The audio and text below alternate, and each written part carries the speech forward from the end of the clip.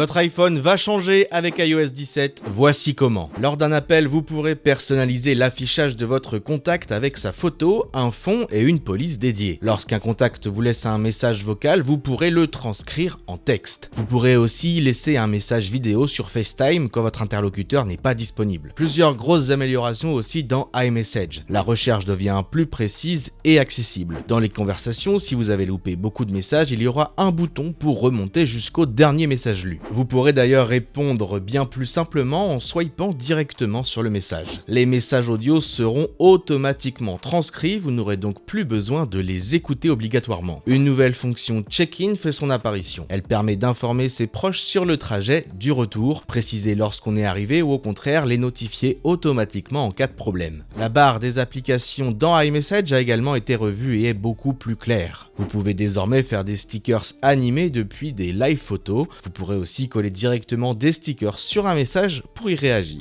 Enfin, la prédiction du texte va être améliorée et ça fait plaisir parce qu'aujourd'hui c'est pas terrible. Ça fonctionne grâce à de l'intelligence artificielle et visiblement c'est beaucoup mieux. iOS 17 introduit également Name Drop. Il suffit d'approcher votre iPhone d'un autre pour partager votre fiche de contact très facilement. Une application de journal intime fait son apparition. Vous pourrez écrire sur des moments que vous avez passés. L'iPhone vous proposera par exemple de parler de vos vacances, de la musique que vous avez écoutée à ce moment-là, et l'application gardera tout dans un même espace avec par exemple des photos de votre voyage pour accompagner tout ça. Un mode stand va vous permettre de transformer votre iPhone en réveil connecté. Il pourra afficher l'heure ou bien des photos défilantes à votre convenance. Amélioration aussi du côté de Siri, vous n'aurez plus besoin de dire « dis Siri », juste dire « Siri » suffira. iOS 17 sera disponible en bêta publique au début du mois de juillet et sera disponible pour tous courant septembre en même temps que les iPhone 15.